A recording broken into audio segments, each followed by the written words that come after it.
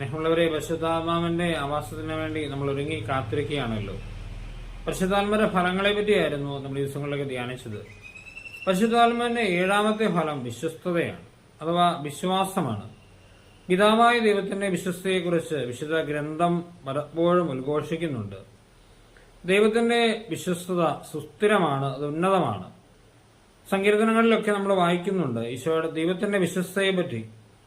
ദൈവം വിശ്വസ്തനാണെന്ന് പുതിയ നിയമവും ആവർത്തിച്ച് പറയുന്നുണ്ട്. കൊരിന്ത്യരുടെ ലേഖനം 1-ാം ലേഖനത്തിൽ അതിന്റെ 1-ാം അധ്യായം 9-ാം വാക്യം ഇങ്ങനെയാണ്: തന്റെ പുത്രനും നമ്മുടെ കർത്താവായ യേശു ക്രിസ്തുവിന്റെ സഹവാസത്തിലേക്ക് നിങ്ങളെ വിളിച്ച ദൈവം വിശ്വസ്തനാകുന്നു. അതായത് ഈ വിശ്വസ്തത, ദൈവത്തിന്റെ ഈ വിശ്വസ്തത നമ്മുടെ ജീവിതത്തിലും പകർത്തുവാൻ നമുക്ക് സഹായം അരുളുന്നത് പരിശുദ്ധാത്മാവാണ്. കാരണം പരിശുദ്ധാത്മാവിന്റെ ഫലങ്ങളിൽ ഒന്നാണല്ലോ വിശ്വസ്തത. കർത്താവിന്റെ ആത്മാവുള്ളവനാണ് വിശ്വസ്തയുണ്ടാകുന്നത്. വിശുദ്ധ ഗ്രന്ഥം പറയുന്നുണ്ട്, യെശയ്യാപ്രവാചകന്റെ പുസ്തകം 11-ാം അധ്യായം 2 മുതൽ 6 വരെ വാക്യങ്ങൾ ഇങ്ങനെയാണ്: കർത്താവിന്റെ ആത്മാവ് അവന്റെ മേൽ ആവസിക്കും. അതിനുശേഷം പറയുന്നു, നീതിയും വിശ്വസ്തയും കൊണ്ട് അവൻ അരമുറുക്കും. അതായത് പരിശുദ്ധാത്മാവ് നമുക്ക് കിട്ടിക്കഴിയുമ്പോൾ നമ്മളും ഇതുപോലെ നമ്മുടെ ജീവിതങ്ങളിൽ ദൈവത്തോടും മറ്റുള്ളവരോടും വിശ്വസ്ത പുലർത്തും. വെളിപാട് പുസ്തകം 2-ാം അധ്യായം 10-ാം വാക്യം നമ്മളോട് പറയുന്നുണ്ട്, മരണം വരെ വിശ്വസ്തരായി ജീവിക്കുന്നവർക്കാണ് ജീവന്റെ കിരീടം സജ്ജമാക്കപ്പെട്ടിരിക്കുന്നത്.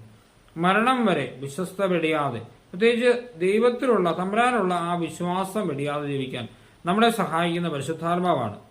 പരിശുദ്ധാത്മാവിന്റെ 8ാമത്തെ ഫലം സൗമ്യതയാണ്. അതായത് യാക്കോബിന്റെ ലേഖനത്തിൽ പരിശുദ്ധാത്മാവ് തിരഞ്ഞ ജ്ഞാനം മൂലം വ്യക്തികളിൽ വിശ്വസ്തതയും സൗമ്യതയും ഉണ്ടാകുമെന്ന് പറയുന്നുണ്ട്. ഇങ്ങനെ ഉന്നതത്തിലുള്ള ജ്ഞാനം 1ാമത് ശുദ്ധവും, പിന്നെ സമാധാനപൂർണവും, സൗമ്യതയുള്ളതും, വിധേയത്വമുള്ളതും, കാരുണ്യവും സൽഫലവും നിറഞ്ഞതുമാണെന്ന് യാക്കോബ് പറയുന്നുണ്ട്. യാക്കോബ് ശ്ലീഹ 3-ാം അധ്യായം 17-ാം വാക്യത്തിൽ ഇങ്ങനെ പറയുന്നുണ്ട്. അതേപോലെ പത്രോസ് ശ്ലീഹായും പറയുന്നുണ്ട്.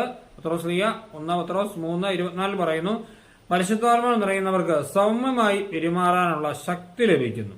ഈ ലോകത്തിൽ പലവിധ ടെൻഷനുകളിലാണ് നമ്മളൊക്കെ ജീവിക്കുന്നത്. അപ്പോൾ ആ സമയത്ത് കൂടെയുള്ളവരോട് സൗമ്യമായിട്ട് പെരുമാറാൻ നമ്മളെ സഹായിക്കുന്ന പരിശുദ്ധാത്മാവാണ്. ആത്മാവിന്റെ വലിയൊരു ദാനമാണത്. ആത്മാവിന്റെ ദാനങ്ങളിൽ 9ാമത്തെ ദാനം ആത്മസംയമനമാണ്. പൗലോസ് ശ്ലീഹ തന്റെ ശിഷ്യനായിരുന്ന തിമോഥെയോസിനോട് ഇങ്ങനെ പറയുന്നുണ്ട്, വീരത്വത്തിന്റെ ആത്മാവിനെയല്ല ദൈവം നമുക്ക് നൽകിയിരിക്കുന്നത്, ശക്തിയുടെയും സ്നേഹത്തിന്റെയും ആത്മനിയന്ത്രണത്തിന്റെയും ആത്മാവിനെയാണ്. പരിശുദ്ധാത്മാവിനെ ആത്മനിയന്ത്രണത്തിന്റെ അഥവാ ആത്മസംയമനത്തിന്റെ ആത്മാവ് എന്നാണ് അദ്ദേഹം വിളിക്കുന്നത്.